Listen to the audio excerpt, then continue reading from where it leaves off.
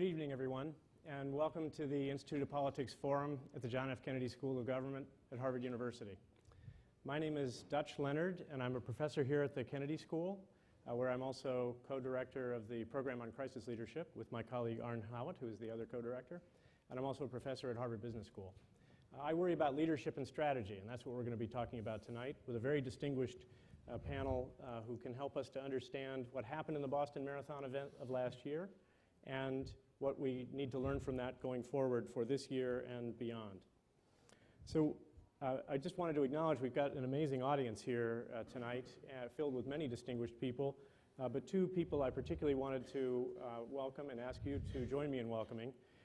First of all, General Frank Grass, who is the Commanding General of the U.S. National Guard Bureau, which is sponsoring the executive program that we are currently doing on issues related to this, is here with us this evening. And also,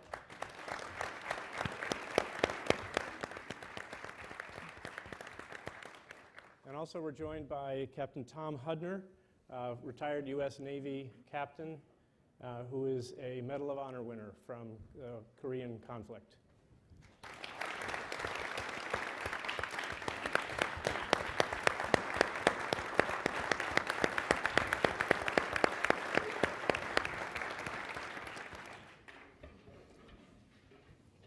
So we're gathering today to talk about a terrible day in our city's and our nation's history. 1 year ago yesterday, as we're all aware, there was a horrific attack at the Boston Marathon near the finish line. We have to remember it was actually a relatively small and unsuccessful attack on its own terms. There were only low-power explosives. It was conducted by two murderous and untrained thugs with terrorist aspirations. So we have to be prepared for the possibility of seeing other events of this form or worse. 5 days from now, we will again run the Boston Marathon for the first time since that day, so we're all focused on that event. Our community has gathered several times over the last year to talk about this, to try to think about what the lessons were, how they can be applied, both here and elsewhere in this kind of event and in others. And we're going to look forward to more of that again this evening. But first, let me ask you to join me in looking at a clip of the first forum event that we did on the Boston Marathon bombing, which took place last spring. Can we have the video, please?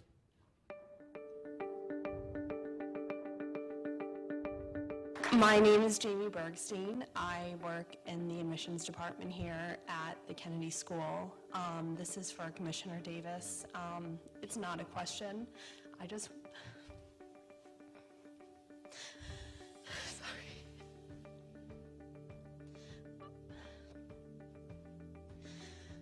just wanted to thank you.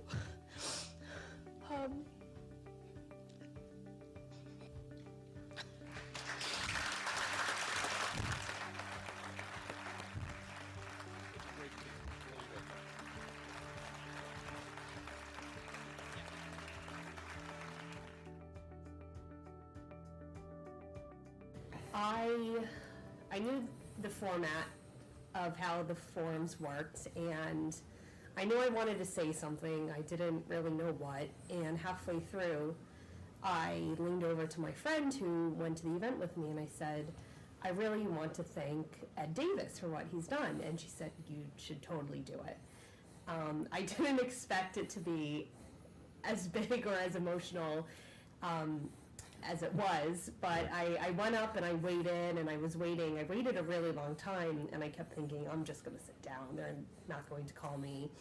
And then Dean Elwood pointed to me and said, okay, you're the last question. And I thought, oh, great, we're going to end on this. And then Juliet Kayyem saw I was wearing the jacket, and at that point I had finally calmed down, but then I said yes, and everyone started clapping, and then I got very emotional, but I knew I just had to thank you for everything that you and your force did.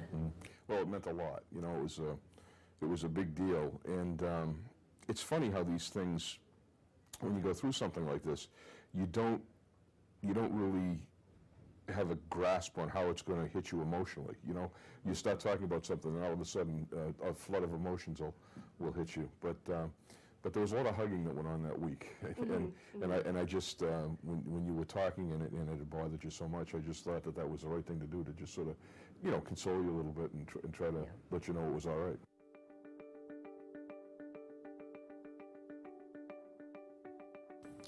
Well, when something like this happens, it's really important to review everything to make sure that you're catching the things that could be improved. And I think the Harvard report was very well taken. They did a great job in pointing out some things that we need to work on. But I don't think it should take away from the great work of the men and women who were out there in the middle of all this. They did an incredible job, and I'm completely supportive of them. It's really important that we learn lessons, but it's also important to recognize what they did to put the city back together again. Should we stand up and hug again? I don't know about that. I'm going to hug you. One more hug. That's right. For good luck. Thank you. You take care of yourself, Kate. I'm really I proud of you, will. really, Thank seriously. you so much. All right. Thank you.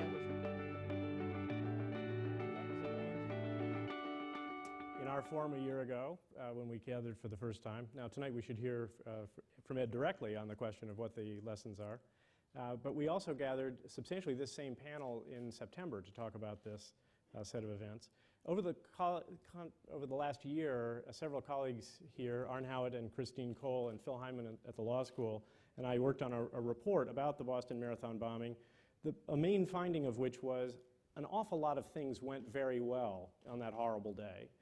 And that was not an accident. It took a lot of work to set that up ahead of time. And so we came to feel that the lessons are very important to learn and to carry forward. And given that a lot went very well, it begs an explanation. Why was that? Why was Boston able to be strong? And so that's what I hope we can explore a little bit further today and talk about how that's being applied this year, here, and elsewhere as going forward. So to do that, we have an extraordinary panel with us to take up these questions. Obviously, one of the things we're not going to talk about tonight is specific security arrangements that are being made in this year's marathon for obvious reasons. So we can't discuss these things in detail, but we can talk in general terms about what we've learned and how we're adapting. So here's what we're going to do. I'm going to ask each of the panelists here to say a few words about some of the main lessons that they've learned, and then we'll have a little bit of interaction among the panelists, and then we'll turn to your questions. So be thinking about what your questions might be as we go along.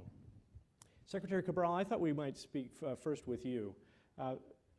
Secretary of Public Safety for the Commonwealth of Massachusetts, Andrea Cabral, oversees an enterprise which has 13 state public agencies responsible for law enforcement, corrections, and a whole range of homeland security issues.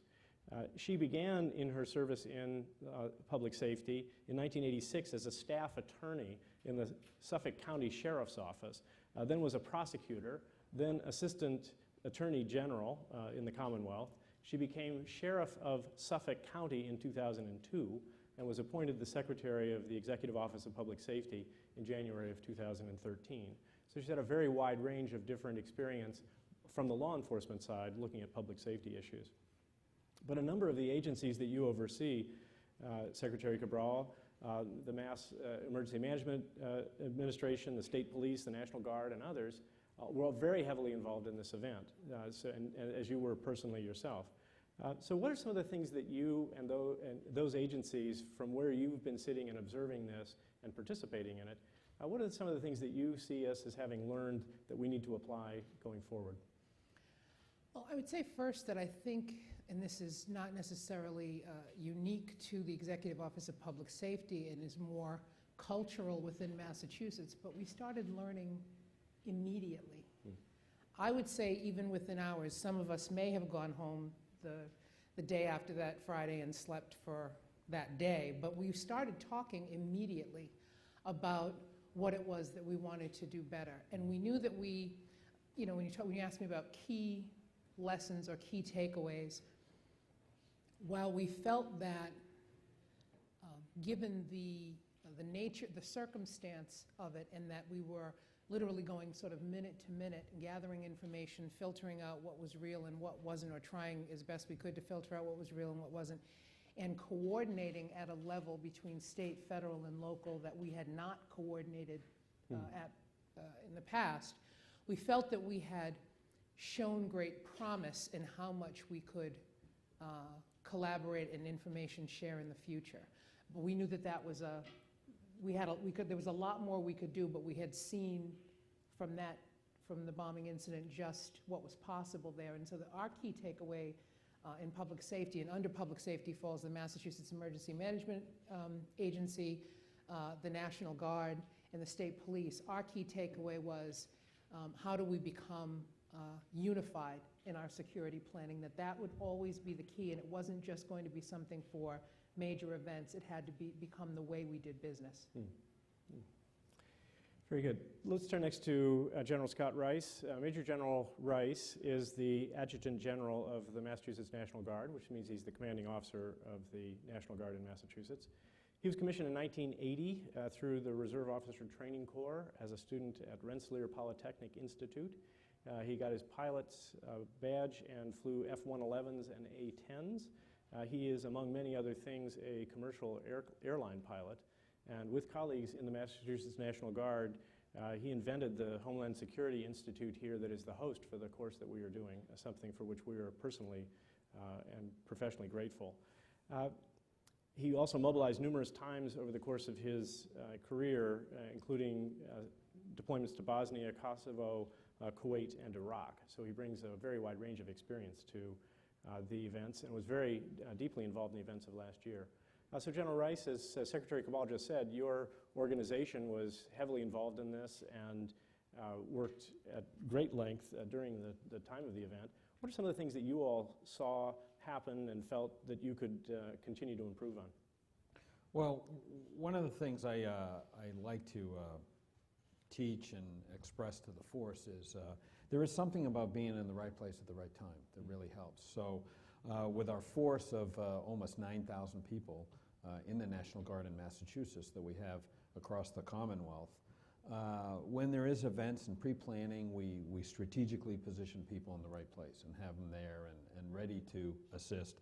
And really our role in domestic ops as the National Guard is to support all those local agencies that respond, whether it be emergency management, whether it be state police, whether it be the commissioner of the Boston State Police, even Boston Athletic Association. And our job is to make sure that they're successful. And we really talk about that, we train to that, and then we use whatever skills we learn on the federal level and apply those to the local level to ensure that all of our community leaders are successful when they have a crisis and a response to manage. Now, one of the keys to the very high level of performance that was exhibited during that horrible event was that you already had a lot of people on station, and you had a command structure that was there ready in case more was needed, and you were able to activate very quickly. Has that been something you've been trying to figure out how to enhance over this period? Yes. In fact, as the Secretary talked about, sharing information we can always do better, because as we go through events, the novelties of events are, as no matter how much we train for, each event is unique in its own right. And so we're always starving for information. We're always trying to get the information at the right time and being better connected, better communicating across the full spectrum of what our electronic means, whether it be simple things like a cell phone or a text to very complex things like shared situational awareness on a broad scale, so we're all looking at the same thing. And we're working very diligently at that, and I think we've become significantly better than we were even last year as we are and prepare for events that are coming up like the marathon this coming Monday. Well, we're all hopeful of that and looking forward to seeing the results of that on Monday. Commissioner Davis, this all happened in your jurisdiction, or at least the first major events of it happened within your jurisdiction, and much of what came together in terms of the command structure was in effect hosted by you all, brought together by you all, since you were the principal agency overseeing the event at the place where this actually took place. Ed Davis probably needs no introduction in this particular crowd, but let me just say he has a long-term career in law enforcement, beginning in Lowell, which he joined in the police force in 1978, rose through the ranks to become the superintendent of police there in 1994, and was the senior police officer there until 2006 when he was appointed commissioner of police in Boston, and brought then to this a very strong record of innovation within the police department, both in Lowell and in Boston, especially focused on community policing and developing community relations. Commissioner Davis, you probably in many respects, as intensively as anybody, lived your way through these events and must have formulated thoughts both of what you were proud of and pleased about what happened, and must have seen things that you also wanted to see improved. What do you see as some of the lessons that we can profit from and apply going forward? Well, I think first and foremost, Professor, was that we did spend a lot of time planning. And we all knew each other, and we all had great respect for each other. I don't think anybody was meeting anyone else in that command post for the very first time. We'd all worked together in preparing for things like the Democratic National Convention in 2004 and every sports celebration that's happened here in Boston since then. We've had a chance to exercise these plans frequently, thankfully. But one thing that strikes me after going through this is that the old military adage that no plan survives first contact with the enemy is absolutely true. The structure was in place. We use a national incident management system and a command structure that is laid out under those guidelines. And that formed a platform or a framework that allowed us to improvise as we hit the encounters, as we encountered the road bumps, or the bumps in the road, I should say, that we hit during the course of these investigations.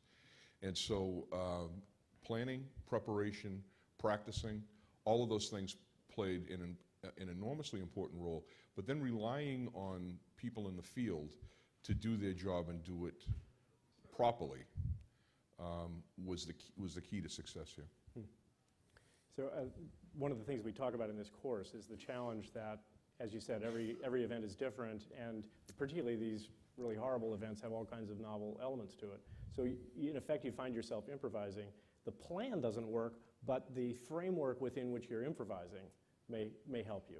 And that's what I think I'm hearing you all say in terms of your ability to come together as different agencies to do that. Right. General Rice was one of the first 3 or 4 people in the room at the Westin Hotel. And I'm confronted with locking down a 17-block area of the busiest financial district in New England. And so I'm figuring out, with 2,200 officers, how am I going to do this for an extended period of time? The general stepped up and said, I have troops, I can bring them in. And I said to him, how many? And he said, well, I can have 1,000 here by 5 o'clock. I said, that's a good start. So, I never thought I'd find myself in that situation, but we were thrust into the middle of this, and it was absolutely necessary. So I'll never forget the work and that particular offer took an enormous problem off my plate. Well, let's turn finally to our last but not least guest. Tom Grilk is the executive director of the Boston Athletic Association. He became president of the Athletic Association Board of Governors in 2003 and was until 2011, and is the executive director. A lawyer by training, he lived in Japan for a number of years and is himself a marathoner. His best time in the Boston Marathon is 2:54, so that suggests don't run with this guy. But Tom, in many respects, this is your event. This is a historic event that the Boston Athletic Association has famously been organizing for well over 100 years.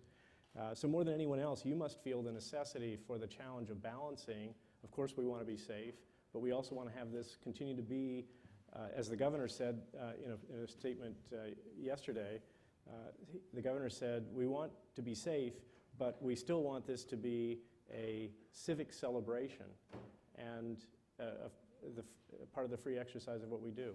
So how have you thought about what you learned from last year and gone forward to try to make sure that we get both parts of this?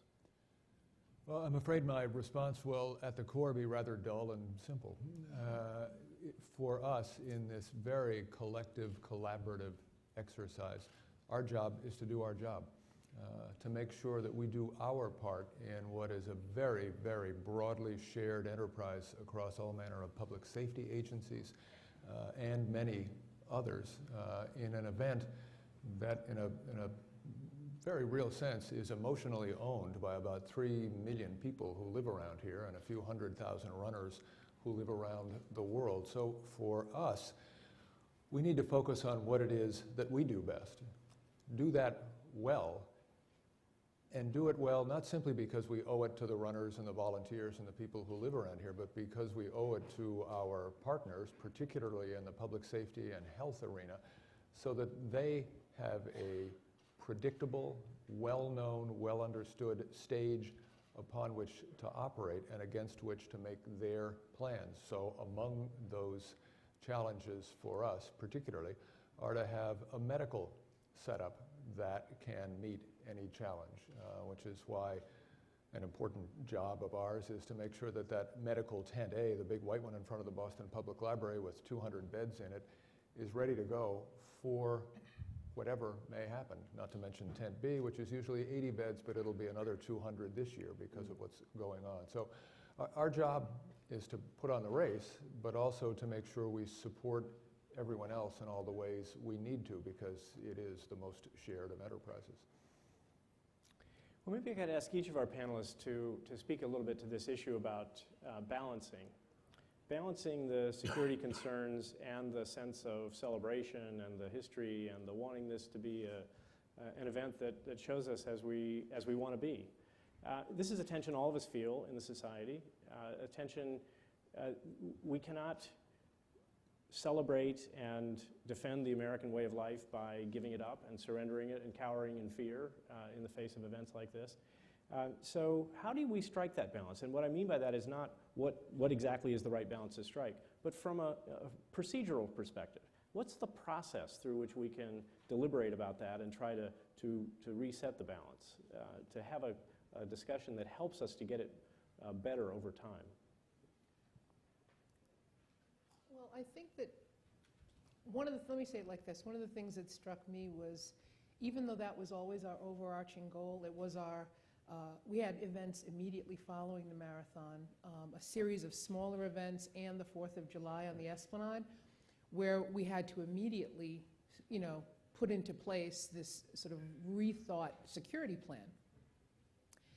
And from the beginning, it was articulated, but it was also simply understood that what we refused to do is to take away the tone and the feeling of an event in sacrifice to security. That didn't mean that security would suffer, it just meant that it had to be less obvious, which is a challenge in and of itself, but really necessary to the psychological, what Vice President Biden kept referring to yesterday as not yielding to the desire of any individual, any group of individuals to take away from us the thing we treasure most. And that was, no matter who we were dealing with throughout this, whether it was state, local, or federal, everyone automatically understood it, but we also articulated it in all of our plans from the very beginning. That's how important it was. It was one of the things I was the most proud of because it was the first thing we thought of. And while the balance itself, or achieving that balance, can be a challenge, I will say this. We started learning immediately, so by the time we got to the fireworks last year on the Esplanade, I thought, and Ed, weigh in here if you think I'm wrong, I thought we had come a very long way in a very short time in terms of how we wanted to, because the Esplanade is very challenging in terms of how you secure it. It's a lot of open area. And that we continued to learn, and we're now on the eve of this year's marathon, and I feel as though we have an unprecedented level of security, but that we have met the challenge to balance it. We'll wait and we'll get the reviews from people who participate in the marathon and people who are spectators, but I think the fact that we had it as an uppermost concern and an overarching goal in planning this security is going to be very apparent to people. If people ever get to the point where they realize exactly how much has gone into it, we might not ever tell anybody. But I think we have what I was trying to say is I just think we have a Boston Common mentality. We have a Boston Common for a reason. Come out of your house, come to the Common, stand and be heard. We encourage people to do that, and we don't ever want to diminish their sense of freedom in doing that. So. And some of the things to springboard on what the Secretary said about yesterday was during the celebration, also the Governor got up and talked, and he talked about community. This is an event, and also Tom Grilk talked about that. This is an event that doesn't break us apart as some terrorists would like to try to think that it does and clamp down this perception of martial law type security. But in fact, it's brought us together greater on community. And where we all realize that as I sit, breathe, and raise my family in this community, I'm as much a part of this community as a citizen as I am in the military. And so it gives me great hope and great strength of looking to the future, because I know it's not just me, it's not just the police department, it's not just the state police or even emergency management that gets together, it's every single citizen in this community is a part of our solution to make this not only free, but secure at the same time. And you clearly saw that demonstrated in the response to the marathon last year, where you have everything from people opening up their homes without even thinking about it, to runners that are stopped before the end of the marathon, all the way to, hey, we need some help, let's send in some videos, pictures, and we're inundated with stuff. So now we are very, very well connected across the full spectrum of everything from, phone numbers to call, websites that put up information on where to go, what to say, what to do, see something, say something, all the way to our very, very extensive social media that we have well connected onto all spectrums. So it's pretty good whole of community approach to this is our land, this is our city, this is our marathon that represents not only our freedom, but that we take care of each other. So just to pick up on what General Rice is saying, one of the things we found in our research on this was increasingly as we went along, it was a story about the combination of what first responders did and what the community did.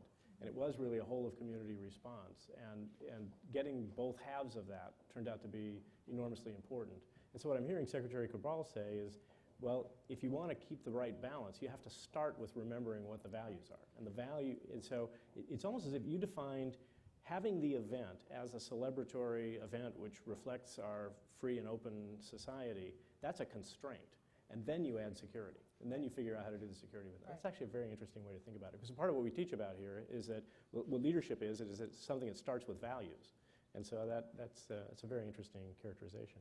Ed or Tom, other things that you would like to add to that? Well, for me, looking at that question as a leadership issue, how do you achieve the right balance? Of course, in the first instance, it's public safety people that do it. But for us, just in what we do at the BAA, a rather frequent failure of mine is to try to institute a process before we really have a shared state of mind, whether it's values or whatever else it is. And unless you have a shared state of mind, it's hard to impose a process on anybody, and vice versa. And every time we face one of these things, I have to stop, get quiet, think about it, and remember that, because it's easy not to, for me. It's very Two interesting. quick observations. One is that balance is struck every time the police commissioner walks through the door of the mayor's office with the plan, or the secretary of public safety walks into the governor's office with the plan. The great part of our system is that there's political oversight to our desire to tighten things down, and that balance occurs very naturally in that system. So it's helpful. The other thing to remember too is that balance is based specifically on the landscape at that particular time. And so one report from an intelligence agency, one developing situation anywhere can shift that balance dramatically and change the plan very quickly. So part of the answer then also has to be that you have to be agile enough to be able to do that in the face of evolving information. There may be other questions from the floor that will take us back to some of these issues. I'm going to pose one more question to the panel here. So if you have a question that you would like to pose, we're about to turn to that from the floor. So if you want to come to the way we're going to do this is to come to these 4 mics. There are 2 on this floor and 1 in each of the alcove areas on the staircase. So if you're interested in asking a question, you might start making your way there while I ask the last question of my own to this group. One of the things that I think is going to characterize this event, and the more we think about it, the more we realize how many different wells of this there are, is that this is going to be a highly emotional running of the Boston Marathon. it's always a pretty emotional event. People have invested huge amounts of effort, and it's a huge, big deal for them to do it. But this year, much more than usual, because you have survivors who are going to be there, some survivors who are running, you have some survivors who are spectators, you have people who are on teams running on behalf of people who were victims last year, very emotionally engaged in that. So, and you have the runners who were stopped last year and who didn't get to finish and who now are going to be able to finish, they hope. So how do we allow for, adapt to, and help people in this context? How does that figure into Boston Strong and the community coming together? Well, I do think that, is this still on? Yeah. Is it? Okay. I do think that some of it is intrinsic to what we were talking about balance. But at the tribute event yesterday, which was absolutely lovely. It was a beautiful thing. It really was a beautiful thing, and it went a long way, I think, for a lot of people. I think what we have to, as long as we keep in mind that this is not something that we put behind us. This is something that we reconcile with our resources and that we learn to live with. But that especially for the people who were injured and the people who lost someone, we ought not to talk of it or think of it as something that we move forward from, in the sense that it happened and it's in its little box and we don't have to worry about it. Because it is not true for them, and I've spoken with folks in public health and other places who have spoken with family members and people who are injured, and they feel it a bit of a loss because the people around them, in an effort to be comforting and consoling, talk about moving on and talk about it in a very complimentary way, that people have overcome so much and shown so much courage. And many of them say, and all I want to do is scream, don't you realize what happened? And then we talk about how in law enforcement we suppress constantly how we feel about things because you have to get the job done. So while there may be a certain level of not necessarily having individual insight for law enforcement, or progressing at a much slower pace if you're someone who was injured or deeply affected by it, I think that the best way that we can acknowledge the level of emotion is to say what it is, and be careful to avoid saying what it isn't for all of the people who were affected. And that when you hear that from law enforcement, when you hear it from leadership, when you hear it from the military, that we get it, and we are making progress, but we are not putting it behind us, and we won't forget. I think that helps people a great deal. But it's very tough to manage, I think, the emotion of this event. Security doesn't leave a lot of room for that. And so we try to still be mindful of it and how it affects people, even to the extent that we talk about what images we will use for things or what events we will participate in. We are mindful that there might be those who are deeply affected watching us, and the example that we need to set there. So one of the things I think is so important about what you emphasize is that it's very heterogeneous. It's very different people have made different levels of peace with what happened, and so it's not like it's one thing.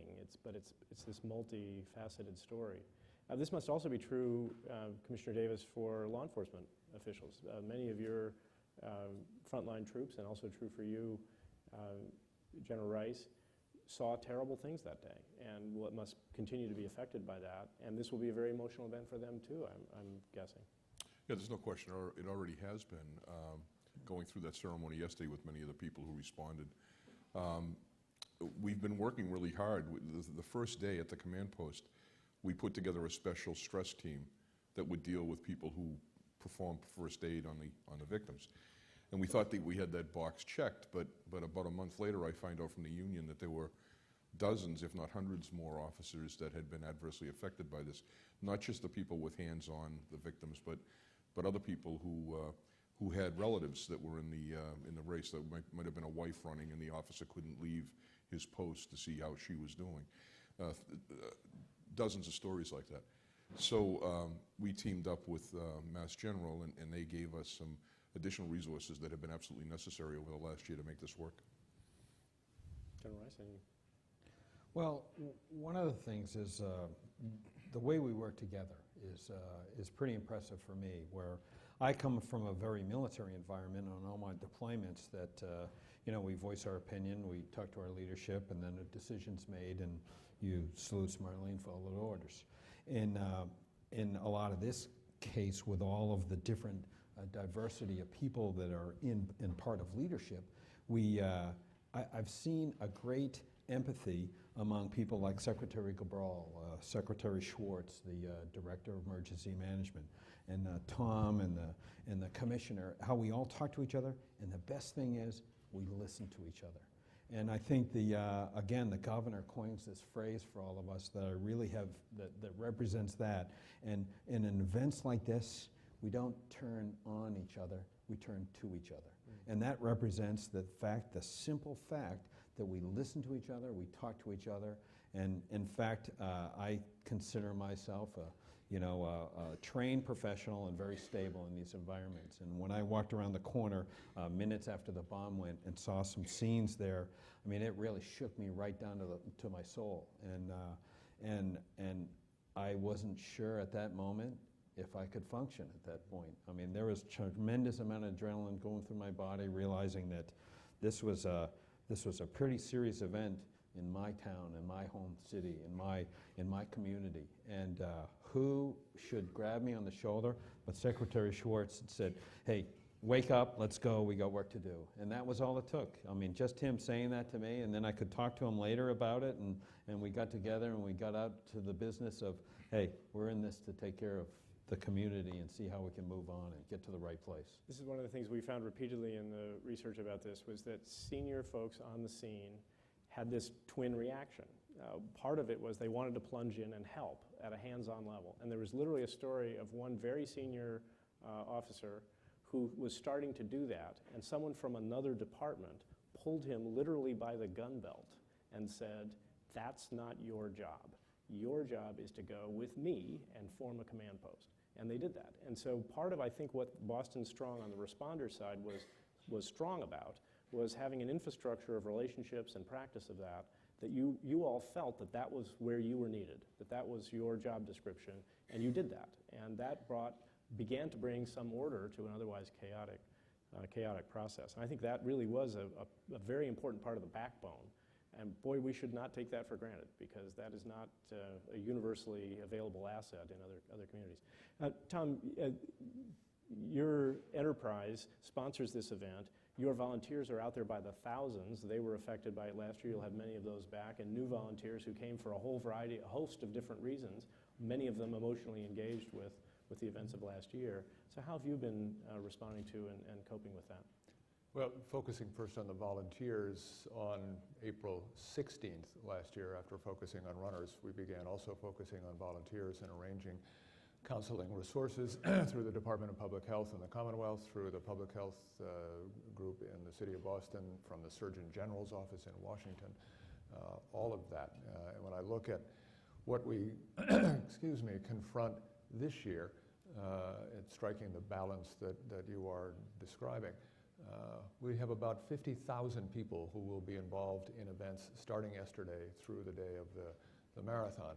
And the only thing we know for sure is that there is no appropriate reaction, no correct response. They are individual for everybody. So what we have tried to construct is a series of events in which people can experience those emotions and that reaction in whatever way they want, whether it was yesterday's 2,500 people in a room for the tribute event, or an increased field of 10,000 people in our 5-kilometer race so people can get out and do something physical, or the 1-mile event that will follow that for members of the One Fund community, so that their expression can be physical and personal, but within a reasonable realm.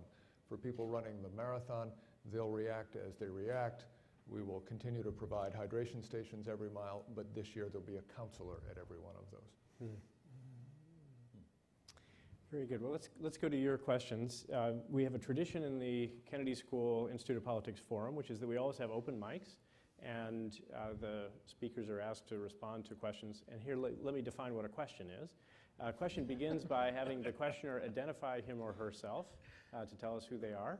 And then a question is a brief statement, and it has a question mark at the end. and there's only one of them. So please, we'll go first to this. Hi, thank you. My name is Will Poff Webster. I'm a senior at the college, but I'm also a lifelong resident of Boston. So more from that second affiliation. Thank you for everything all of you do. One of the things that was so interesting to me about the marathon last year was the way it brought together the surrounding metropolitan community. And even though I'm from the city, it really became something that involved people from the suburbs and everywhere else. And I'm wondering, obviously that's a big strength, but it's also, I think, a challenge with you all representing different agencies and different jurisdictions. I'm wondering if you could speak to how you work across those differences, different levels of command, and sort of where the buck stops there, how that challenge is met. And then secondly, I know there was a lot of citizen participation, both positive and, at least in my view, negative, people trying to figure out who the suspects were on the internet. And I'm wondering if you could speak to what the role of government is in positively engaging citizens and not sort of letting things run wild. Thank you. Sure. So on the this kid's from Harvard. On the issue of multiplicity of jurisdictions arriving, there's a concept in our business on the police side called mutual aid. And there's a law that talks about how it works, and we're all very familiar with that. We also, after 9/11, have all learned that people that you don't request are going to flood into an area like this. And so I did some work at the towers in the weeks after 9/11. I spoke to one particular sergeant from right in that district who had been assigned to deal with officers who were just self-reporting. And so they had set up a special command area near the United Nations to deal with these officers that were coming in. Because of that experience, we did the same thing here. We set up the Boston Common as a catchment place for anybody who was self-reporting. And then we sent bosses from Boston into that area to take groups of officers as needed to secure critical infrastructure within the first hour of the incident. We wanted to make sure that any potential further threats were covered. And so that worked out very well. And there's an enormous amount of importance to having people there that can handle the problem, and to have them structured in the right way, to make sure that there's a command structure in place. In Watertown, that broke down a little bit in the first hour or so. Hundreds and hundreds of officers who had been working on the Collier homicide, and quite frankly, from the Boston Police Department, just ripped across the river when the shooting started and jumped into the fray. And so this report that Dutch and his colleagues have done talks about micro command. So the macro command went pretty well. We all knew each other. We got into a command post and we did what we had to do. Since Columbine, policing has changed their theory on how to deal with an armed suspect. And so now, instead of waiting for the SWAT team to come and surrounding the area, our officers are trained to put together a small group of officers and attack the position. To do that, a lot of times the suspects are using long rifles. So we've armed up officers with long rifles.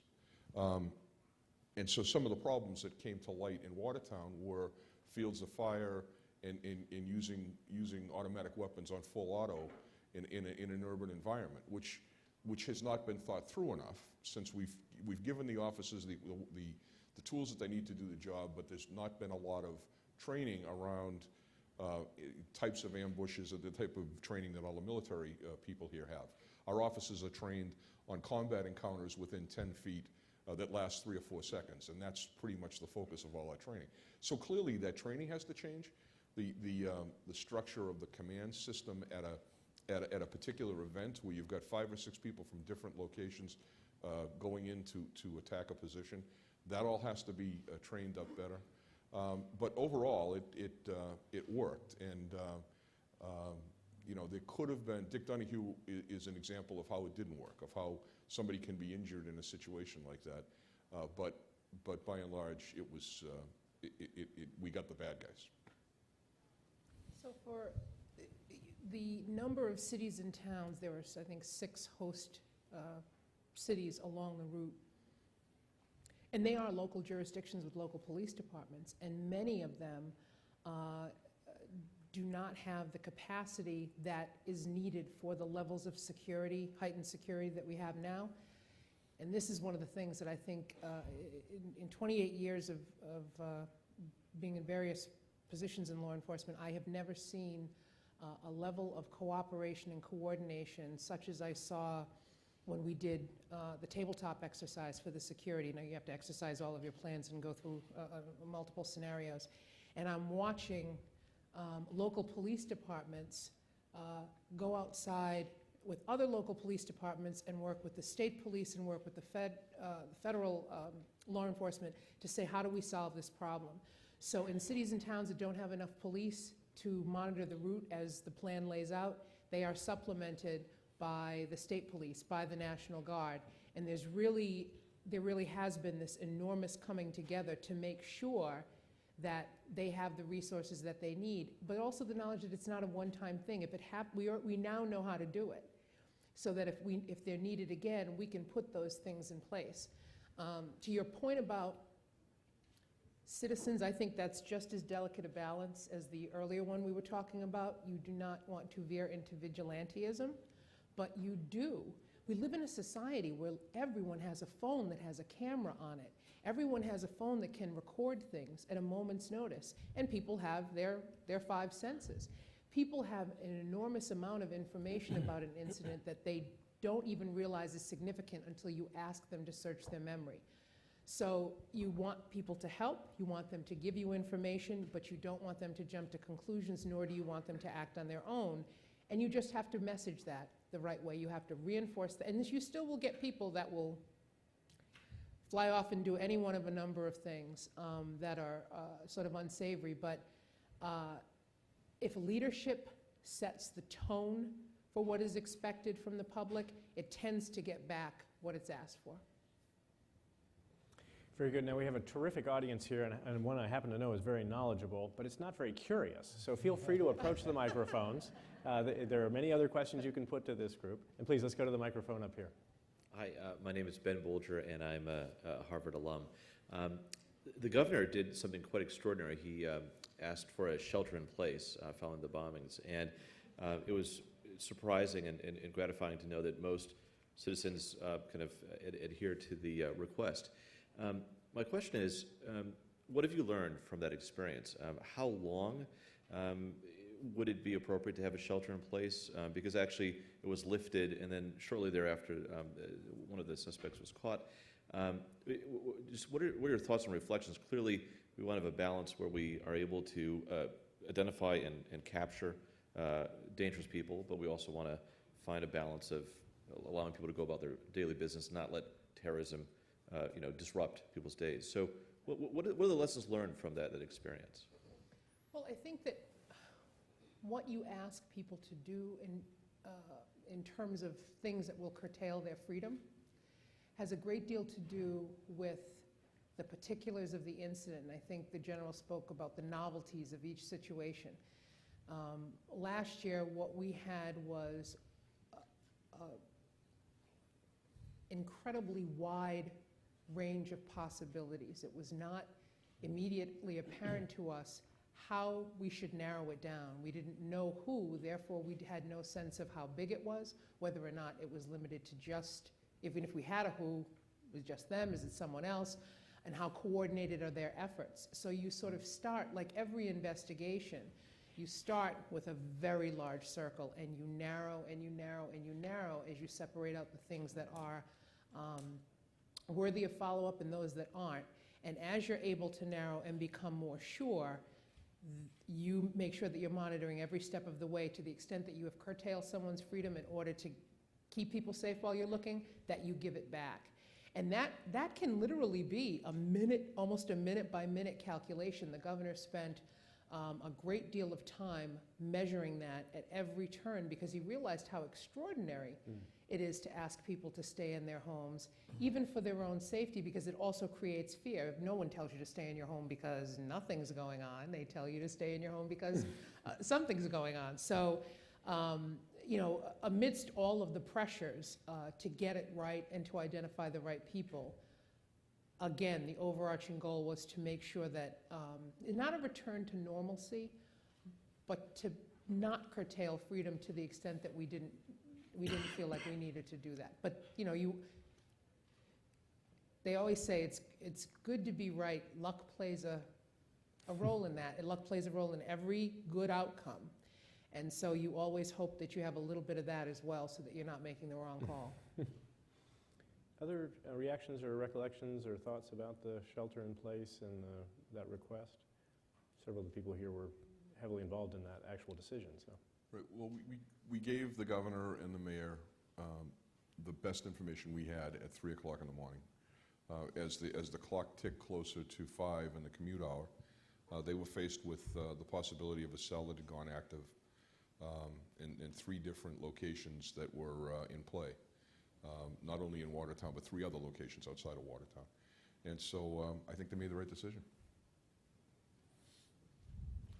so one of the things I think that comes up out of that experience is to remember how early you have to decide.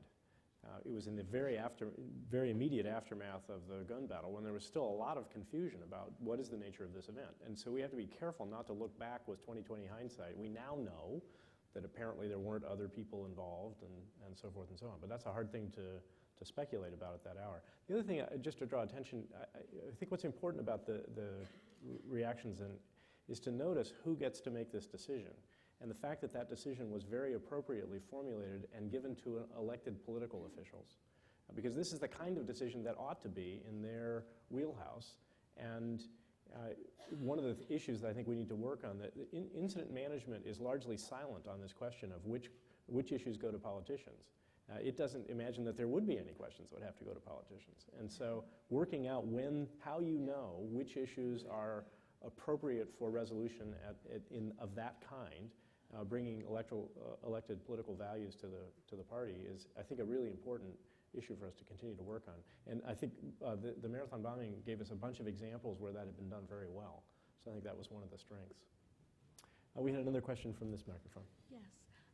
I had the opportunity a while ago to hear an FBI negotiator speak about Waco. Could you tell us who you are, please? Oh, my name is Kathy Raboul. So I had an opportunity to hear an FBI negotiator who had worked at Waco. And he spoke about the conflicting aspects of law enforcement, tactical versus negotiation, and how that played out in creating potentially some problems in that. So I know there's been some discussion, and I know retired Chief Davis has spoken about this, about information sharing. So I'm wondering what gets in the way of information sharing, and what can you do to fight that? Why does it happen, and how can you fight it? We've emphasized how important it is for these agencies to work together, and yet it's difficult to do for a variety of reasons. I want to stress that information sharing tactically was no problem through this whole event.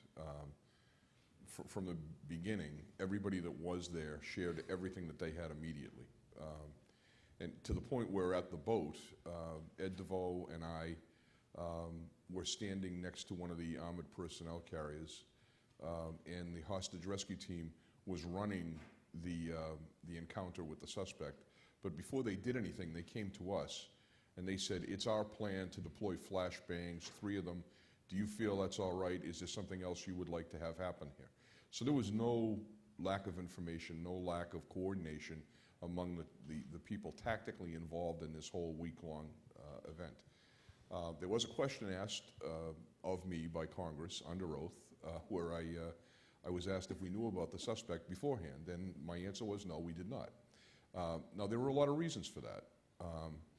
And a lot of it's got to do with the fact that intelligence gathering is like drinking from a fire hose. There is enormous amounts of information that is being processed every day by analysts across the whole government enterprise.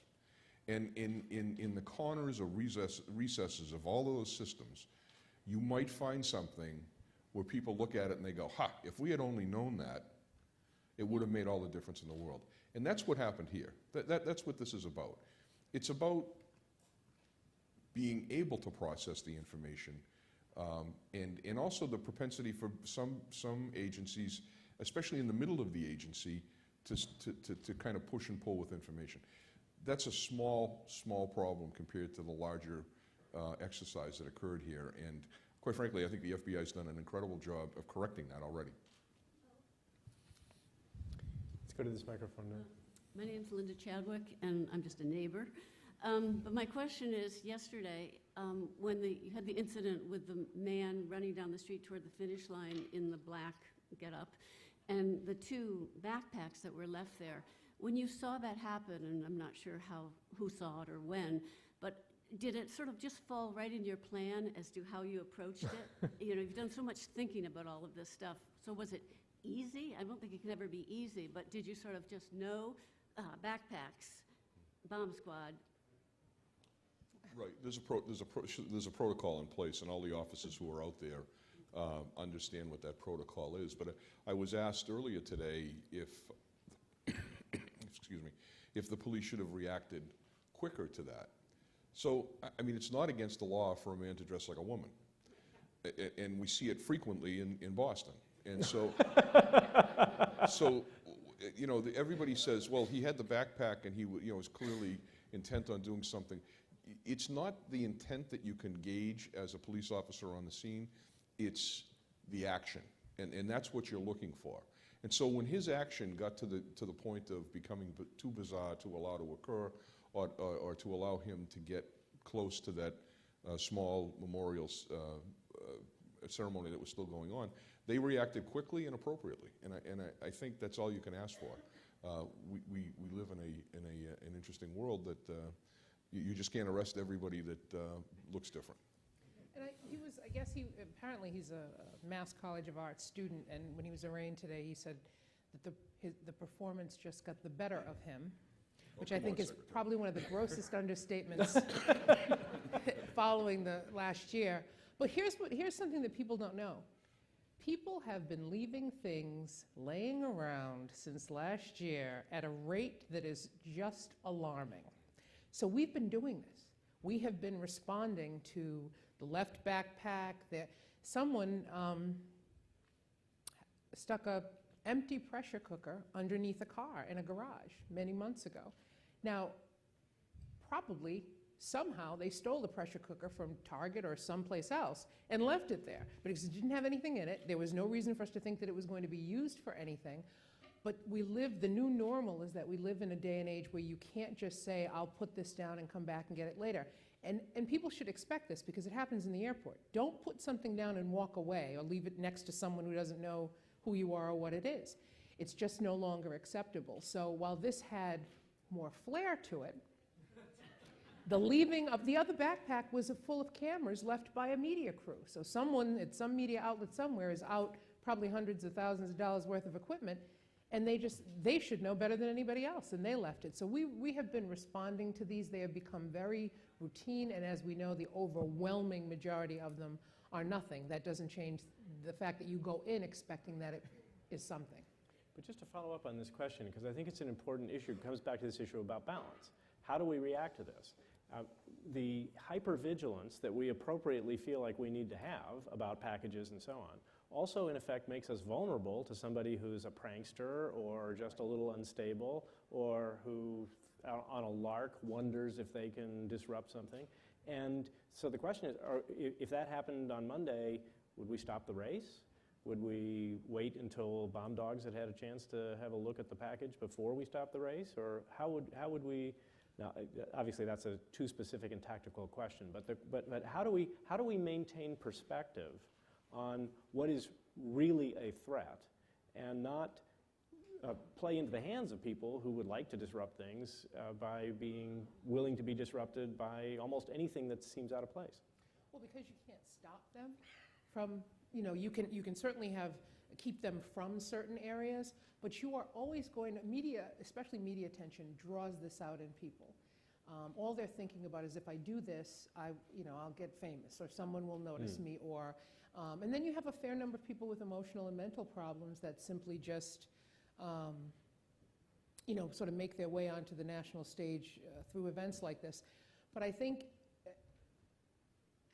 we always try to minimize the disruption to an event or the public, but we are going to assume that thing could be a threat. And as we try to gain information as quickly as possible, as we gain information that detracts from that conclusion, then we're able to sort of take action. But we have asked the public, if you see something, say something. We've asked them to report suspicious packages. Nobody wants to walk by something that they think ought not to be there.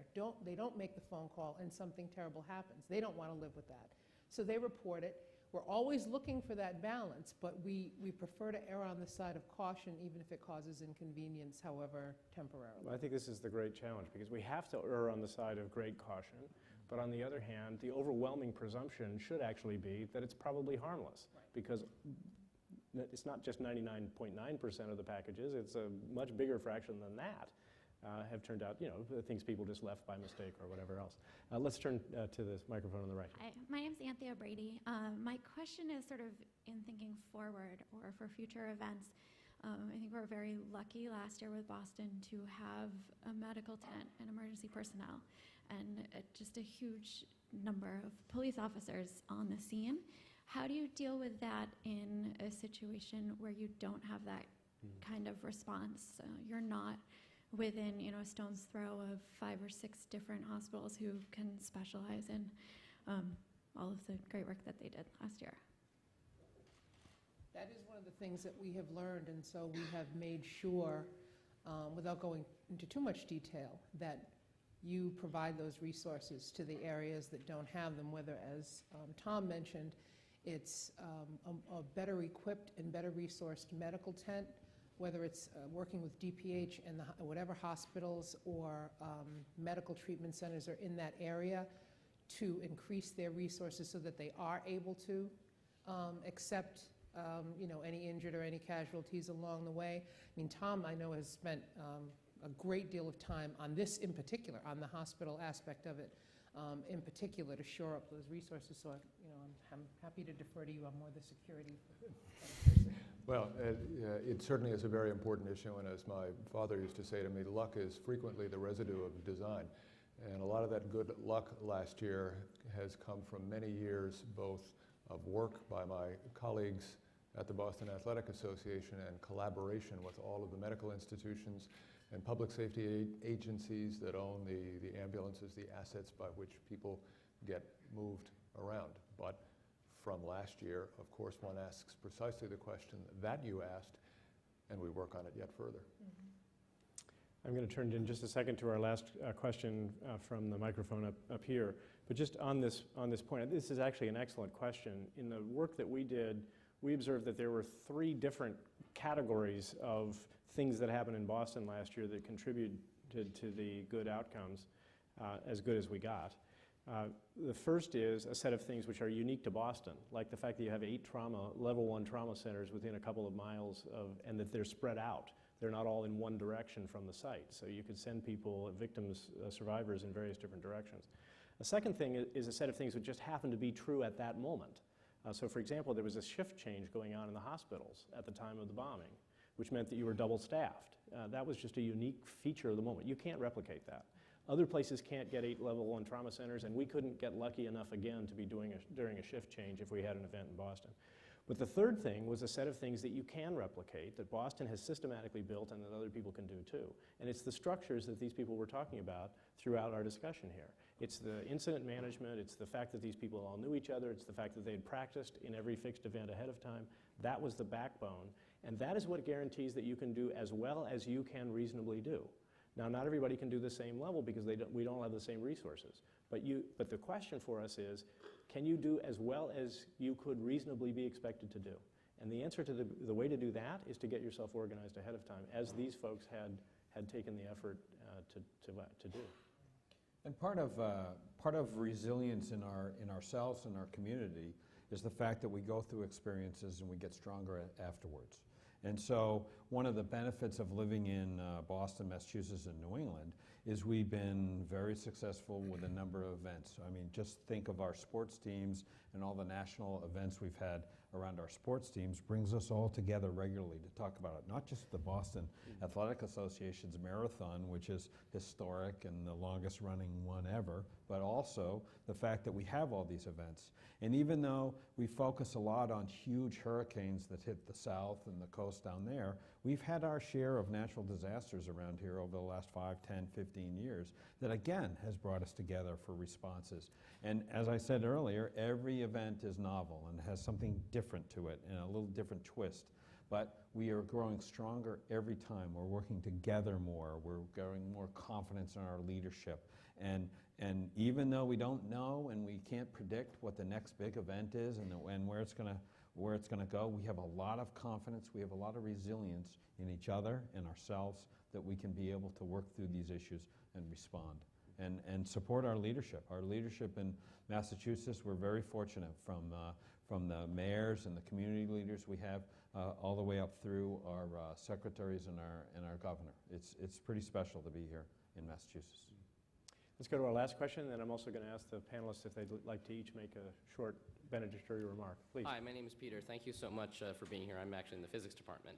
And one of the things that was really striking as just a citizen sitting through this is after the suspect was caught, there was a spontaneous outpouring of support on the part of the general citizenry, and in particular, basically pushing toward midnight. As far as I understood, there were thousands upon thousands of relatively sober college students who were effectively cheering the police on in a semi-uncontrolled, self-policed riot.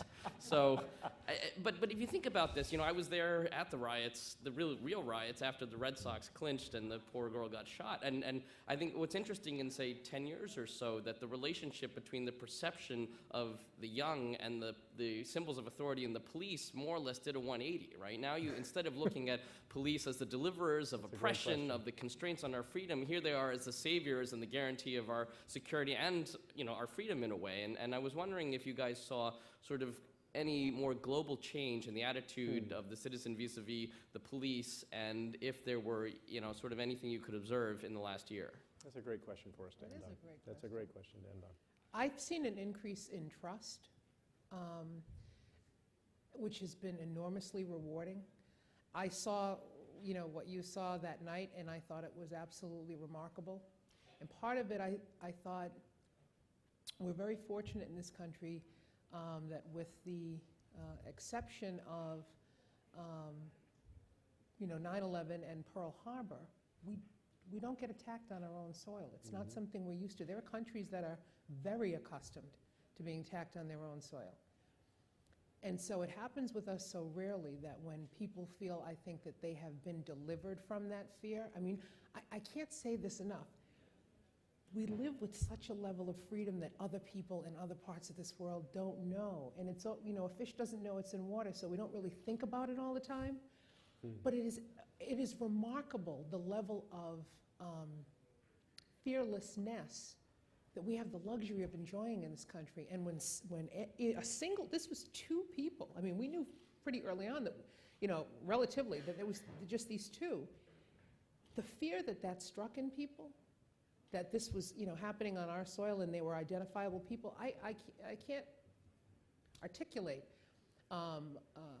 what that meant. And so when there was this resolution or seeming resolution to it, I don't think the investigation stopped by any stretch of the imagination, people felt delivered. That's what I saw in all of those people cheering. I was absolutely floored by it that it happened. But that sense of relief, that palpable, that was really something. I agree with you. And I think that since then, we've gotten an outpouring from people saying, I wasn't happy that you told me to stay in my house, but I know why. We got a ton of emails as it was going on, trust me. People want to go get milk and bread. They really want to have French toast when you tell them to stay in their houses. It's kind of weird. But I know why you asked us to do it, and I am grateful that you asked us to do it and that we did it. And so we're very pleased by that reaction, but we will always take that in measure. We won't take it for granted that we can just tell people to stay in their houses next time and they'll feel the same way about it. Any other reaction from the panel on this subject? There was a similar experience less than a year before when the military took out bin Laden.